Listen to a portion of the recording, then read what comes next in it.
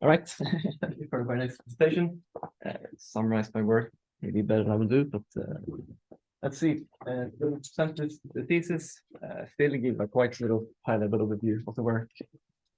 Focus on the sort of main contributions, not getting too much details about these specific papers, but the overall structure and the contributions and is the overall done. So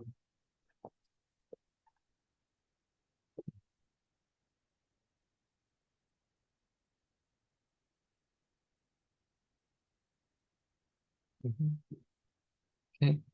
Yes, the thesis apparently it weighs 681 grams, I guess term. Let's use like very, very high level what it's about. So supervised machine learning problems.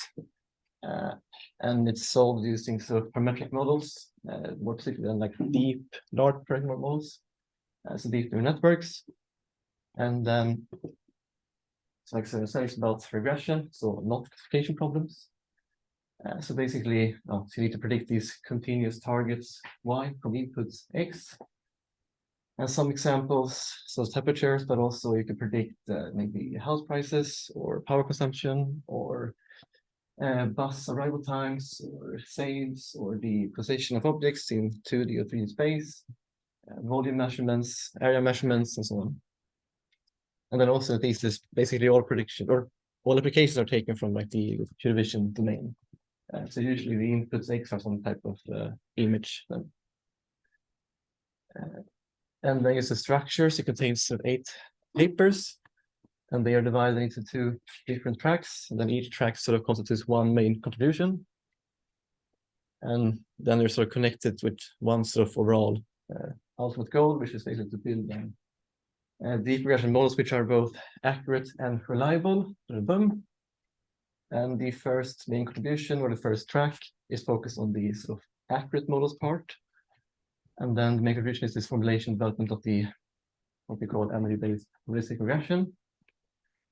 And that's done in paper 123. And then the second track is then more focused on the building reliable models. And then we do like a extensive evaluation of different methods for doing a certain estimation. And that's done in paper 6 and 7. And the structure looks like this then. So again, the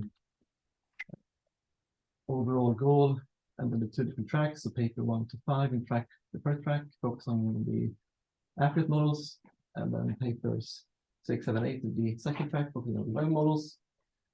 And then also within each track, we have papers which are more sort of fundamental method development / evaluation. So like paper 1 to 3 in track 1, paper 6, 7, and then also some sort of more application focused papers.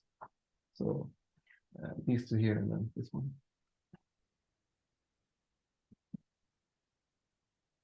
Yes, so acknowledgements. And yes, my name is on the thesis, but of course, a bunch of people did the papers. So first of all, Thomas and Martin. I mean, like Thomas said, Martin has also been a huge part of all this. And then also, I think, 10 different co-authors in papers.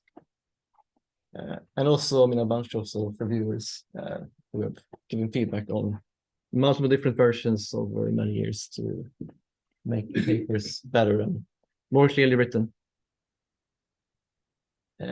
Okay, yeah, so that's basically like just a quick overview of the thesis.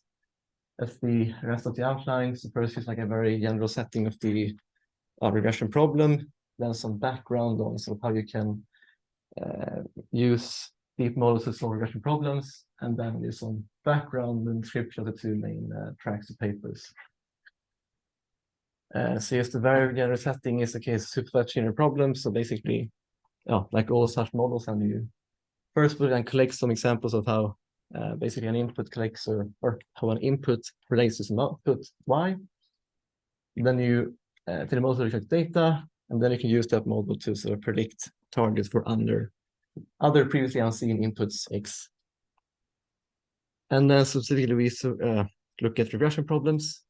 So then again, this helps you predict continuous targets y, given the training data. So you have sort of input target pairs x, y, y, I. And then so the thesis, often is the one-dimensional case, so like the targets are just on the real line. They can also be 2-dimensional, 4-dimensional if it's other applications, but often it's the 1D case. And then again, so the applications are usually from the computer vision domain. So typically X is some type of input or some type of image. And then also these as deep neural networks, which I mean they can have many different types of architectures and can be very complex, but basically I just see them as like a parameterized function f theta. So you just take some input X and map to some output f theta of X. That's sort of what's interesting to me about the networks, just parameterized functions. And also typically like divide them into one sort of feature extractor and then like a network head on top of feature extractor. So you just have some input X, visual image, and then it goes through some kind of backbone architecture. So it could be a ResNet or transformer or basically whatever. And then you get the feature vector, which is great thing, and then you can add a few layers on top and output the prediction or the so on. And so that's basically how we do. And then you could replace this feature extractor block with other models if you sort of wanted to. Yes. Okay, so some background sort of how you can solve regression problems using deep models or DNNs. I guess I should have said first then, like, okay, so regression is like a fundamental machine learning task, but at least compared to comparative classification, it's sort of less commonly studied. So it's more sort of interesting because it's not sort of as clear what the best possible method is. So at least in classification, then you usually do like softmax and then you train with cross entropy loss. It's more sort of clear what the sort of go-to approach is in classification. Whereas like those methods are not so directly applicable to regression, and therefore there are more sort of different possible things you could do to solve regression problems. And so like an open sort of problems of how you best sort of how to build sort of accurate models and how to represent the uncertainty. So sort of, and those sort of open problems are what we try to study in the papers in the thesis. And then at least like I guess the simplest possible approach and the most commonly used is what we call in the papers at least direct regression. So then you basically let the network or the function directly output the predicted target. So just the f theta of X is just the y hat predicted y target. So yeah, looks like this. Just directly input and then output the prediction away. And then you train it by minimizing a loss that sort of minimizes the difference between the prediction or the predicted and the true target value. So for example, you can use the L2 loss or L1 loss and so on. And then I guess what can be interesting then is to realize that when you use, for example, the L2 loss or the L1 loss, then you're sort of implicitly choosing a model of the conditional distribution P of y given X.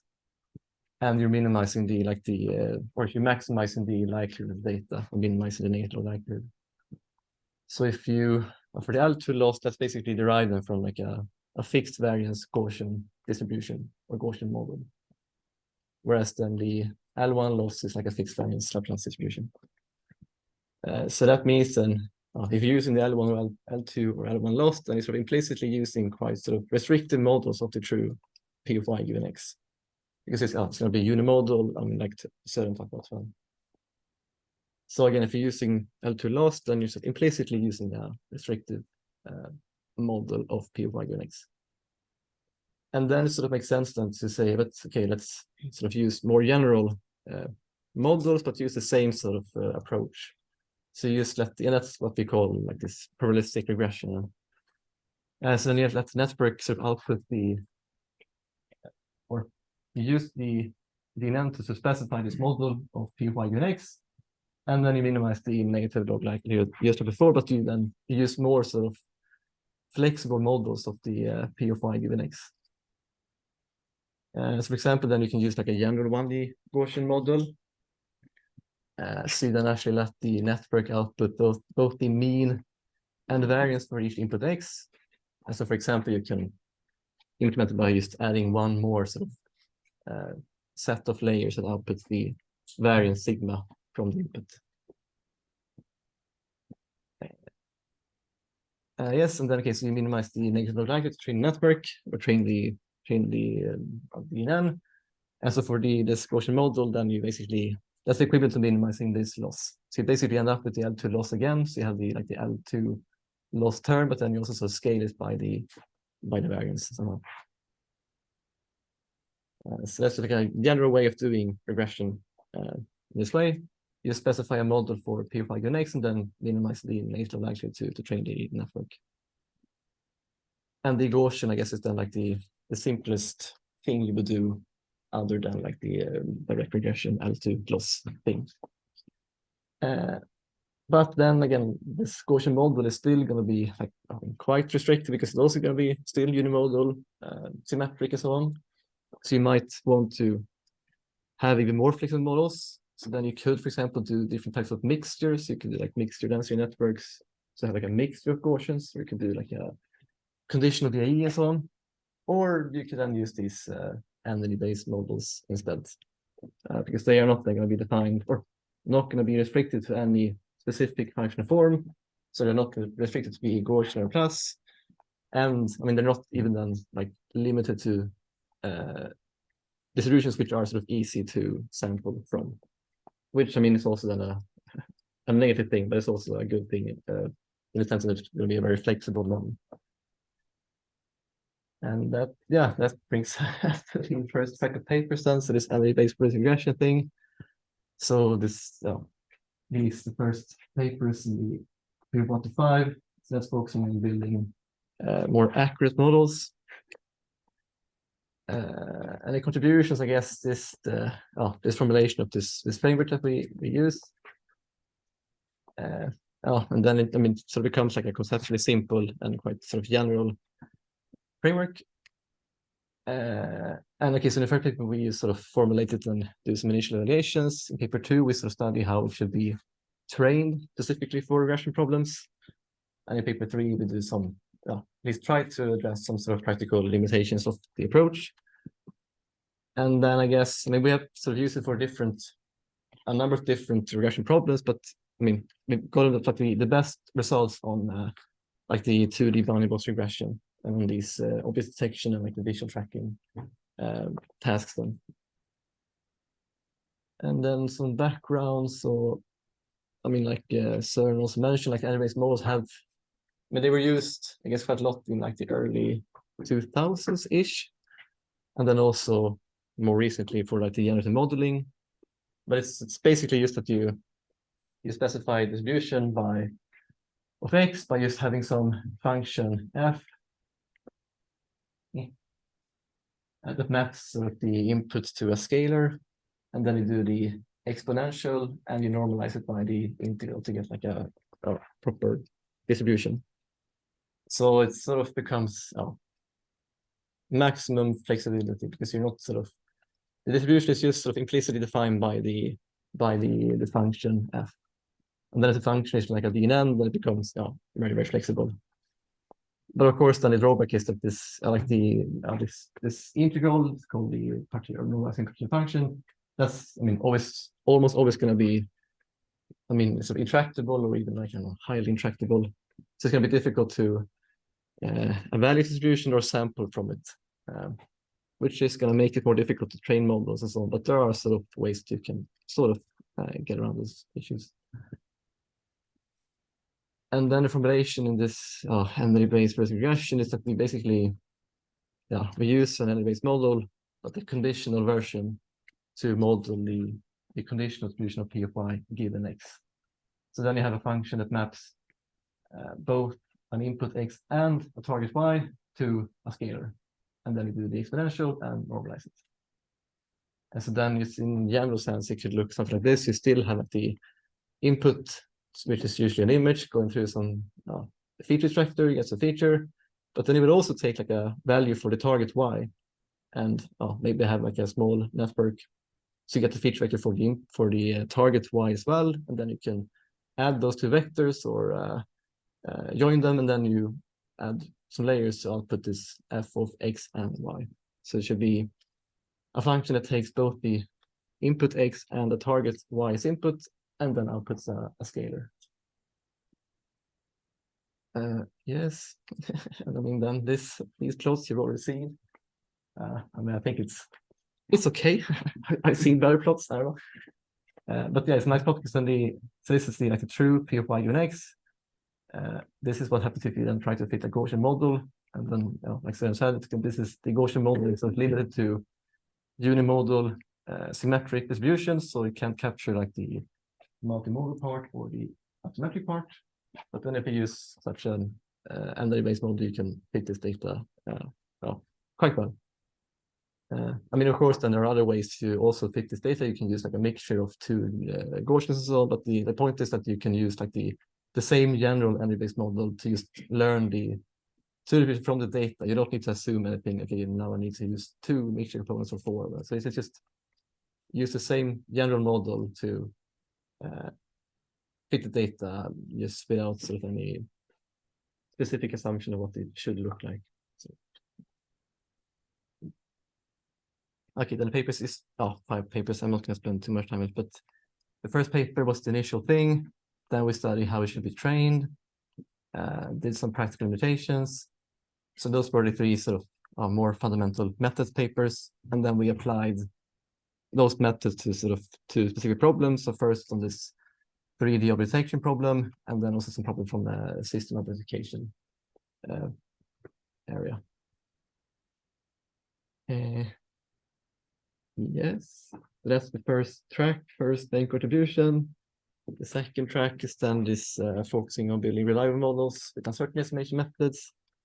So the second papers, paper 6, 7, 8, we do. Contribution, I guess, is like an evaluation of different methods. So we first sort of introduce how you can predict the uncertainty of deep models, and then we compare 2 popular methods. And then in paper 7, we sort of evaluate further under these distribution shift settings, and basically found that there are sort of limitations in the current methods of how well they work, and more work is probably needed to actually get something which works exactly what you would want. Then this quick background, I guess, is that so these deep models, I mean, they're very popular, used all over the place, but sort of generally, it's not. I mean, they generally fail to capture the uncertainty in the predictions, and then at least one approach to try to address that is this sort of Bayesian deep learning thing. So then you divide the predictive uncertainty into aleatoric and epistemic uncertainty. And the aleatoric is then more sort of the inherent and irreducible ambiguity in the inputs X themselves, whereas the epistemic uncertainty, specifically in the setting, then accounts for like the uncertainty in the model parameters of the network, but more broadly can see as it's some type of uncertainty that in principle could be reduced by collecting more data, basically. So that was like a quote from Wikipedia somewhere. So uncertainty things that in principle could be known, but we don't know in practice. And then for the aleatoric uncertainty, means, for example, then, so like you're going to have like the input dependent aleatoric uncertainty whenever sort of the target is or can be expected to be sort of more uncertain for some inputs than for others. So, for example, then in like this 3D object detection thing, you would have it by that. I mean, so you have sort of LiDAR data, laser scanner data, and then you should predict where in the 3D space is the other cars in the area. And then, of course, I mean, if the car is sort of right in front of us, clearly visible, it's going to be easier to predict where that car is than if the car is sort of very far away and you can barely see it, or behind a truck or something. So then it's just like, given this specific input X is always going to be, for any model or sort of human, it's going to be more difficult to correctly predict the position of this vehicle here than the vehicle far, far away. So then models should also then be more uncertain for the vehicles which are far away than the vehicles which are close. And that's basically like what aleatoric or data uncertainty captures, I guess. And to model it, at least in principle, it should be enough to use, for example, an Gaussian model. to model P of y given x. Because then you would have, okay, the mean can be taken as a prediction, then like this variance is then like a, can be interpreted as like a measure of the aleatoric uncertainty in the prediction. So at least in principle, aleatoric uncertainty should be fairly easy to model. Whereas this epistemic uncertainty is more difficult than I guess. And it's at least it's not enough to just like use a Gaussian model to model P of y given x. Because you're basically disregarding the uncertainty in the model parameters. And in this setting, at least one case where you would have large epistemic uncertainty is whenever you have like a large set of model parameters which explains the data, I mean, more or less equally well. Because then you wouldn't know, if, I mean, so these parameter values and these and these and these, they all explain data more or less equally well. So then just given this training data, you don't know if which of these 4 different parameters is actually like the best parameter. So just given the training data, you don't know which of these 4 is the best one. So there's sort of uncertainty in that. So if you were given more data, then in principle, maybe you could find out which of these are the best. But right now, what we know at the moment, then we can't sort of distinguish between these 4 different sets of parameters. And now it's also usually going to be often going to be a case because like the loss landscape is highly monotone. And then at least often what you see is if you disregard this epistemic uncertainty, then you can at least sometimes sort of have highly confident yet incorrect predictions. And then especially for like inputs which are not sort of not similar to the training data. And I mean, okay, so you can basically do this in principle by using like Bayesian inference or population inference, and I guess the main thing is that instead of doing like a point estimate of parameters, you would have like a whole posterior, or at least like an ensemble of samples and so on. But okay, it's not very important exactly how to do it, but there are at least methods to try to estimate of something uncertainty. And then just one simple example to try to sort of illustrate the point. And these plots I also showed in my first ever micro seminar in 2019, but I still think it's quite nice. So I would prefer these plots already.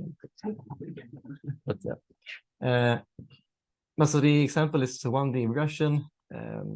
So the true P of y given x is like a Gaussian with a mean function, which is a sine curve, and a variance which sort of goes from 0 to a value. So you have sort of more variance here than you have here. So this is the true P of y given x. This is the trained data sets. You have 1,000 examples. So again, you have sort of more variance here than here. And then if you do like the simplest possible direct regression thing, train a model to predict what happened and minimize L2 loss, then you basically get something like this. So in the red curve is the predicted mean, and the black curve is the true mean. And so then, okay, so, and also this was the region where we have the training data between -3 and 3. And so then, okay, in this interval, the predicted mean is basically very close to the true mean, but then outside the prediction can be basically, I mean, very, very far away from the true value. And since this model doesn't really have any sort of notion of uncertainty, you can't know if you are here where the model is very good, or if you are over here where the model doesn't work well at all. That's basically then why it's like a problem to not have any measure of uncertainty in predictions, because you don't know if the model is now working very good or if it's not working very good at all. And then if you do like the probabilistic regression Gaussian model thing, I mean, my selective likelihood, you would basically end up with something like this. So again, in the area of the training data, so like a shaded red is the predicted variance, and that's very close to like the shaded gray behind. So in this area, like your predicted P of y given x is very close to the true P of y given x. So you've basically been able to account for this, or you've accurately estimated the aleatoric uncertainty in this region of training data. But then when you move outside the region, so over here, I mean, then the predicted mean, the red line is still very far away from the true mean. So the prediction is sort of it's not very good, but still then the uncertainty is very small. So you have a prediction with a large error, but still like a very small uncertainty. So the model is basically like overconfident for those inputs. And then finally, if you instead use this Bayesian inference thing to also set the epistemic certainty, then you basically get something like this. So then you still sort of model the PY given X well in the regional training data, but then when you move away from that region, you also sort of get like a more reasonable uncertainty. So, I mean, again, in fact, the estimated mean, the red line is still far away from the black line, so it's still like a bad prediction, but then you're also correspondingly more uncertain, basically. So that should be like a reasonable model should sort of look more like this than this. Okay, so 3 different papers. Again, not going to spend too much time on it, but the first paper was basically on this, talk about the general problem, how you can estimate uncertainty in deep models, compare the two different methods on different tasks. This paper 7 was, I guess, the most recent paper. And then we looked at this distribution shift thingy and saw that basically all models can sort of break down when you have some distribution shift from the training and validation data to the test data. So you can have, for example, like geographical shifts. I think for this, then the train data was collected in, I don't know, the US, and the test data was from Australia or something, and so on. So if you have such types of shifts in data, then you can basically get models which they also become sort of overconfident, so they are more wrong than they think they are. Yeah. And then the final paper is like an application of what we did before, but also like a motivating example for much of the work in this paper. Then it's like a medical application where you sort of started thinking about the different types of shifts you could have if you were to run this like in the real world clinical application. Okay, yes, that's basically it. And yeah, good on time.